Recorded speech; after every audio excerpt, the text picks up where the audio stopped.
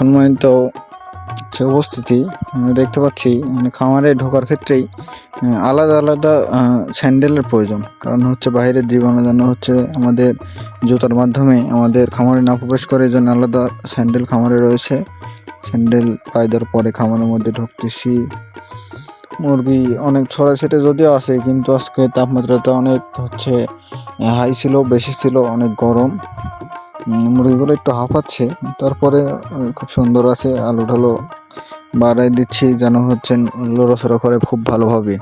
এগুলো খুবই দরকারি, এগুলো নিজের হচ্ছে নজরে রাখতে হবে কখন কোনটা প্রয়োজন মুরগির ক্ষেত্রে, কোন মুরগিটার কী প্রবলেম হলো এগুলো সব দেখে রাখতে হবে। এছাড়া হচ্ছে মুরগিগুলো খাবার ঠিকমতো খাচ্ছে কি না এগুলো চেক করতে হবে। আমরা এখানে একটা মুরগি চেক করলাম, পেটে খাবার আছে কিন্তু পর্যাপ্ত পরিমাণে নাই। সেটা হচ্ছে আপনার এই অতিরিক্ত গরমের জন্য একটু কম খাদ্য খাইছে, কিন্তু পানি খাইছে যথেষ্ট পরিমাণে, এক্ষেত্রে কোনো অসুবিধা হবে না।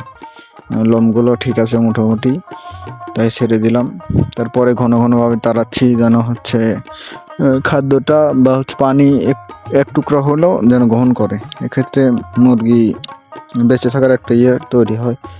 তো যারা নতুন খামারি বা হচ্ছে নতুন খামার করুন ভাবছেন, তাদের জন্য এগুলো খুবই গুরুত্বপূর্ণ। খামারে আর একটা বিষয় হচ্ছে অনেক ইম্পর্টেন্ট, সেটা হচ্ছে দক্ষ জ্ঞান থাকার অভাবে নানা ধরনের সমস্যা হচ্ছে। এই জন্যে দক্ষ জ্ঞান নেওয়ার পরে আগে খামার না করা উচিত। আগে দক্ষতা অর্জন করেন, তারপরে খামার গ্রহণ করেন, খামারে উদ্যোক্তা হন।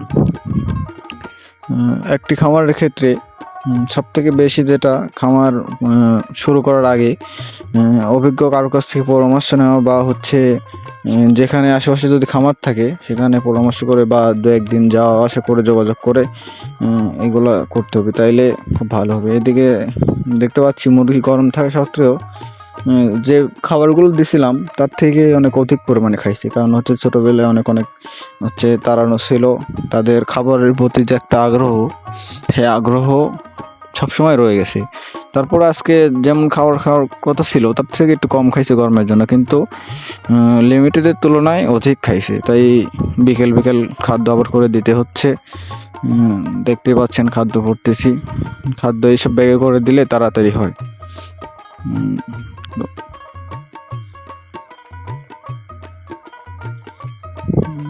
দ্রুত সময়ের মধ্যে খাদ্য ভরার চেষ্টা করতেছি। খাদ্য ভরার পরে সব পাত্রে অল্প অল্প করে, এখন যেহেতু বিকাল টাইম, রাত্রে আবার খাদ্য দিতে হবে, তাই সব পাত্রে কিছুটা করে দিয়ে মিল করে দেওয়ার চেষ্টা করব। অধিক পরিমাণে নেওয়ার দরকার নেই, কারণ আর বারবার খাদ্য দিলে খাদ্যর যে হচ্ছে ঘ্রাণটা থাকে সেটা পর্যাপ্ত পরিমাণে কাজে দিবে, বা হচ্ছে খাদ্য গ্রহণ করলে ওজনের ক্ষেত্রে বা প্রোটিনের ক্ষেত্রে কাজে দেবে। তাই অল্প অল্প করে দিচ্ছি, আর সবগুলোতে মিল করে দেওয়ার চেষ্টা করতেছি।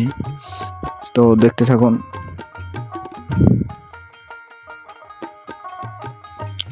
মুরগি হচ্ছে যেসবগুলোতে 20-25 দিনের পরে লোম ওঠে আর এর আগে লোম শরীরে কম থাকে, সেসব মুরগি সবসময় আমি লক্ষ্য করে দেখি মানে উন্নত দিকে হচ্ছে রিজার্ভ করে বেশি, বা হচ্ছে খুব সুন্দর হয় ওজনের দিক দিয়ে। লাস্ট ফিনিশিং ওই হচ্ছে 10 দিন, লাস্টের 10 দিন মুরগিকে বাঁচা রাখাই হচ্ছে মেন টার্গেট। কারণ হচ্ছে মুরগি খাদ্য তো নিজে খাবে ফার্স্টের দিকে করলে, শুধু হচ্ছে গরমকে চেক দিতে পারলে মুরগি ভালো হয়ে যাবে ইনশাল্লাহ।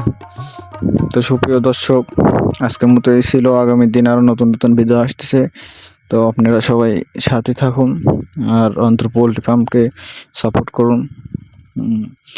অন্তর পোল্ট্রি ফার্মে এছাড়াও আর অন্যান্য নানা বিষয়ে তথ্য আগামী দিনে আসতেছে, বা হচ্ছে মেডিসিন সম্পর্কে কিছু ভিডিও দেব চিন্তা ভাবনা আছে। তো নেক্সট ভিডিওর জন্য ওয়েট করুন আর আমাদের সাথে থাকুন, সহযোগিতা করুন।